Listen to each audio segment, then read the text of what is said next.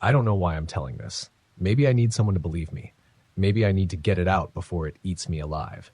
Either way, if you work the night shift, especially in a place that's supposed to be empty, quit. Just quit. I used to work security for an old office building downtown. It wasn't one of those modern skyscrapers. It was built in the early 1900s. Tall, stone walls, huge Gothic windows, and an elevator that groaned like it had a soul of its own. The company that owned it had moved most of their employees to a new location, so at night the place was nearly deserted. My job was simple: walk the floors, make sure no one had broken in, and stay awake until sunrise. The first month was uneventful. I'd roam the halls, check doors, stare at the flickering monitors in the security room. The worst thing I had to deal with was the occasional homeless guy trying to sleep in the lobby. But then, things started happening. It began with the elevator. I'd be sitting in the security room, watching the camera feeds, when I'd hear the ding.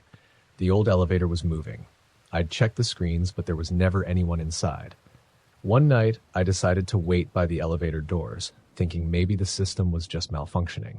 Sure enough, around 2 a.m., the elevator started going up, slowly, one floor at a time. Ding, ding, ding.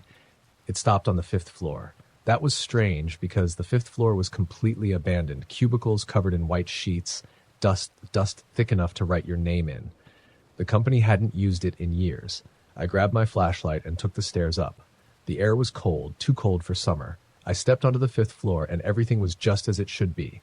Silent, empty. Then I heard footsteps. Soft, unhurried. Coming from the far end of the hall, I pointed my flashlight in that direction, but the beam only caught dust floating in the air. The footsteps kept going. Closer, closer. I called out, "Security! If someone's here, you need to leave." Silence. Then, the sound of something running toward me.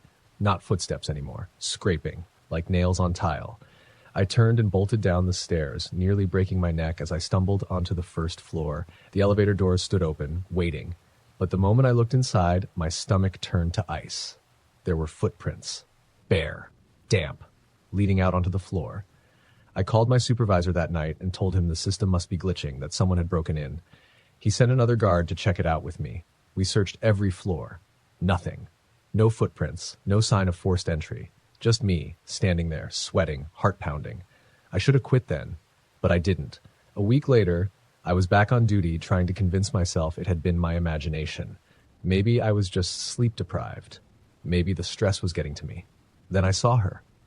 It was around 3 a.m. when I checked the monitors and saw movement on the 5th floor. At first, I thought it was dust or a bug crawling across the lens. But no, there was a figure. A woman. She stood between the cubicles, barely visible in the dim security lighting. Her head was tilted forward, long black hair falling over her face. She wasn't moving. I stared at the screen, trying to process what I was seeing. Then, in the grainy footage, her head snapped up.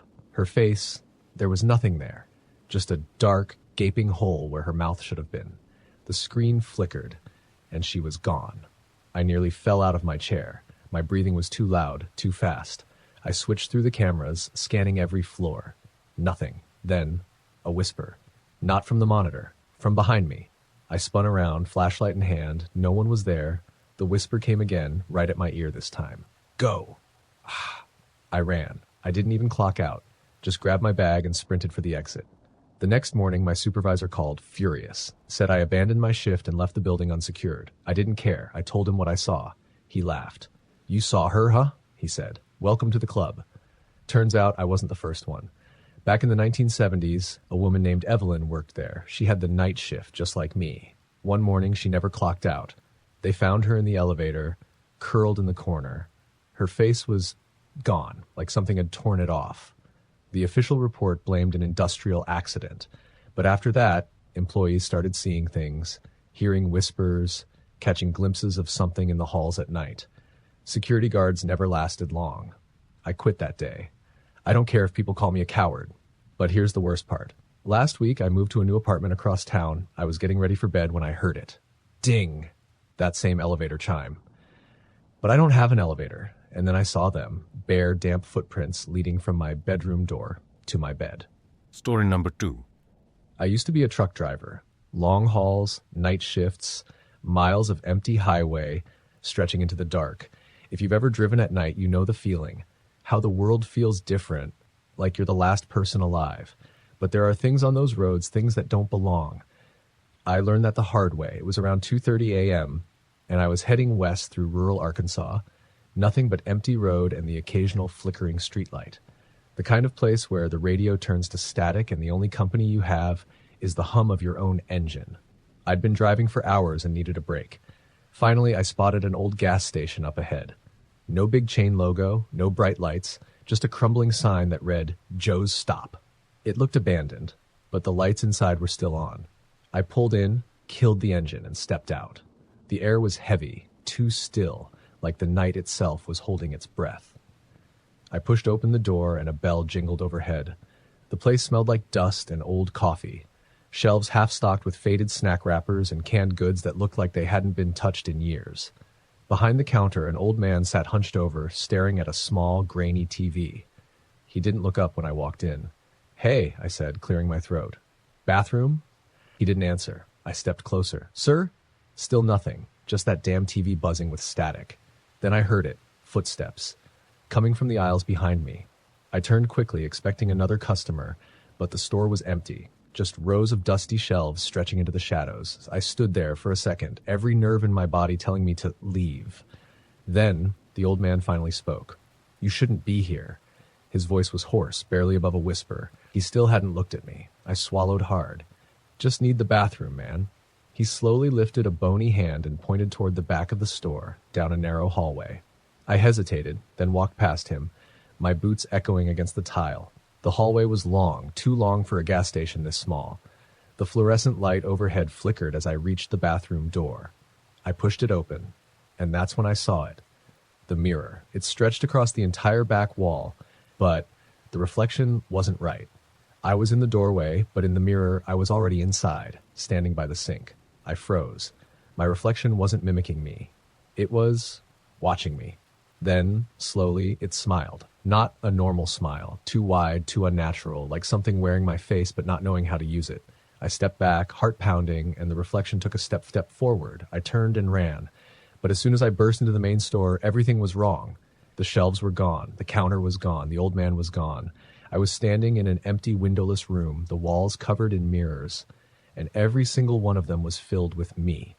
Dozens of reflections, all of them staring. Then one of them moved. Not me, the one in the mirror. It stepped forward, pressing its hands against the glass. Then another, and another, their faces twisting, distorting into something not human. I stumbled backward, my breath coming in gasps. Then the whispering started, soft at first, then louder. A dozen voices speaking in unison, echoing in my head. "You shouldn't be here. You shouldn't be here. You shouldn't be here." The glass began to crack, long, jagged lines spreading like veins. I slammed my eyes shut, and suddenly, silence. When I opened my eyes, I was outside, standing beside my truck. The gas station was gone, not abandoned, not empty, just gone, like it had never been there at all. My truck's engine was running. My hands were still shaking as I climbed into the driver's seat and floored it. I didn't stop until sunrise. Later, I tried looking up Joe's Stop. It didn't exist, not on any map, not in any record. But I know what I saw. And sometimes, late at night, when I look in the mirror, I swear I see something watching me, smiling. Story number 3. I don't sleep much anymore. Not after what happened. It was late October, just a week before Halloween. I was working the night shift at an old motel off Highway 22 in Tennessee. The place had been around since the 50s, a relic from a time when roadside motels were the go-to for travelers. Now it was mostly truckers, drifters, and people who didn't want to be found. I had the usual duties, checking guests in, making sure no one was doing anything illegal in the rooms, keeping an eye on the security monitors. Simple enough. But that night was different. Around 2:45 a.m., a storm rolled in. Heavy rain, the kind that makes the roads disappear. I was watching the security feeds when I saw a man walk up to the front door. He wasn't dressed for the weather, just a suit, no coat, no umbrella. His hair was neatly combed, but his face, it was pale, too pale. I buzzed him in. He stepped inside, dripping water onto the floor, and gave me a slow, unsettling smile. "I need a room," he said, his voice smooth but distant. I handed him the check-in form. He didn't even look at it. Just slid a crisp $100 bill across the counter. No ID, no credit card. "Cash only," he said. Normally I wouldn't allow it, But something about him made my skin crawl. I just wanted him to go away. I gave him a key to room 209. As he turned to leave, he paused and looked right at me. "Don't come up," he said. Then he walked down the hall, leaving a trail of wet footprints behind. I stared at the monitors, watching as he reached his room. He stepped inside, shut the door, and never turned on the lights. The minutes dragged on. The rain pounded against the windows. I tried to shake the uneasy feeling creeping up my spine, but something felt wrong. At 3:30 a.m., the phone at the front desk rang. I picked up. Static. Then, "He's not supposed to be here." A woman's voice, faint, whispering. "Hello?" I said, my throat dry. "You made a mistake." Click. I put the phone down, my hands clammy. I checked the security feed again. Room 209's door was still shut, but something was off. The hallway outside his room was darker. The overhead lights flickered, dimmed. Then, the door opened, but no one came out. I held my breath, staring at the screen. The door stood open, leading into pure blackness. The room beyond wasn't just dark, it was void. Void. Like the light didn't reach inside. Then slowly, a shadow stepped into the hall. Not a man, not the one who checked in. This thing was tall, impossibly thin, with long, twisted limbs. Its head nearly touched the ceiling. Its movements were slow, unnatural, like it wasn't used to having a body. And then it turned its head toward the camera. I swear to God, it saw me. A deep, crackling sound filled the speakers. A low, distorted voice. "You let him in." I slammed the monitor off. My heart was pounding so hard it hurt. I grabbed the motel landline and dialed 911 with shaking hands. The line was dead.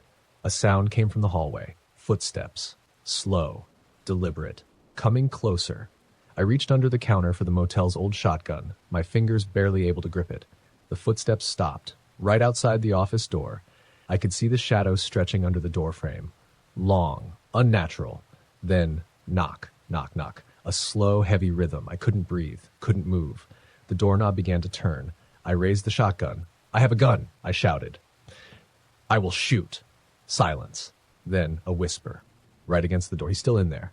And then the shadow was gone. I stayed locked in that office until sunrise.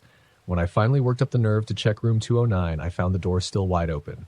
But the room was empty. No furniture, no bed, just cracked, peeling walls and a floor covered in dust, like no one had stayed there in years.